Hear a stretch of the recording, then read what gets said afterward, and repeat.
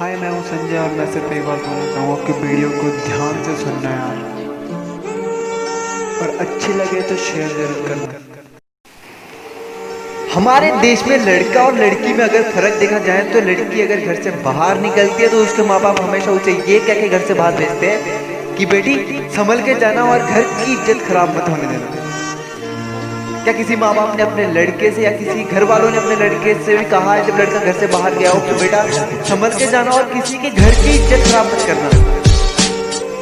समाज में अगर ऐसी घटनाएं घटती है तो उसमें कहा जाता है कि कहीं ना कहीं लड़की का हाथ उसमें जरूर होता है। कहीं ना कहीं लड़की ऐसी हरकत कर बैठती है कि जिससे लड़के उसकी तरफ अट्रैक्ट होते हैं। मैं इसी घटना को उस घटना से रिलेट करना चाहूंगा जब दिल्ली में 8 महीने की बच्ची का रेप हुआ था। अरे 8 महीने की बच्ची होती कितनी है, अगर वो तंदुरुस्त ना हो तो इंसान के एक हाथ में आ जाती है। उसका रेप हुआ था जब उसके माँ बाप ने उसे देखा तो हॉस्पिटल में खून में लथपथ पड़ी हुई थी और पूरा हॉस्पिटल घूम गया था उसके शरीर को देख के। और जो लोग ये मानते थे ना, और उसके लड़की के माँ बाप जो ये मानते थे कि लड़की अगर रात को घर से बाहर निकलती है तो उसके रेप होते हैं, उसके रिश्तेदारों ने उसके बेडरूम में जाके ऐसी घिनौनी हरकत करी थी।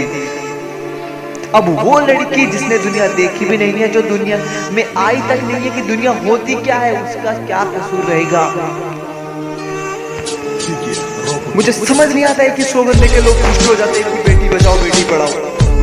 क्यों हम ये पहले ही जाहिर कर देते हैं कि बेटियां कमजोर है, पढ़ी लिखी नहीं है और उन्हें बचाना भी है? क्यों ऐसे स्लोगन नहीं बनते कि बेटे को समझाओ और ना माने तो थप्पड़ लगाओ? और कोई किसी को बताने की जरूरत नहीं है कि लड़कियां किसी से कम नहीं होती। जब हम ये बोलते हैं कि लड़कियां किसी से कम नहीं होती, इसका मतलब ये होता है कि हमने कहीं ना कहीं पहले से दिमाग में ठूस के रखा हुआ है कि लड़कियां कम होती।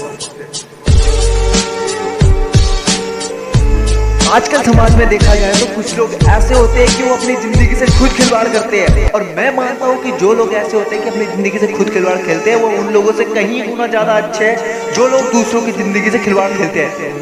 और वैसे भी एक इंसान को दूसरे इंसान की जिंदगी से खेलने का कोई अधिकार नहीं है। देश की सरकार अगर कुछ गलत करती है तो हजारों की तादाद में झुंड निकलते हैं। मैं मानता हूँ कि ये चीज भी सही है, लेकिन उससे भी खतरनाक जो हमारे देश में हो रहा है, लड़कियों के जो रेप करता है उन जानवरों को जाके भी तो सबक सिखाओ उतनी भीड़ जाके। जो इंसान मेरी आवाज इस आवाज को सुन रहा है ना, वो इस आवाज को उस इंसान तक पहुंचाओ कि वो इंसानियत के नाते अपनी इंसानियत खो बैठा है। जो इंसान होने के नाते अपनी इंसानियत खो बैठा है।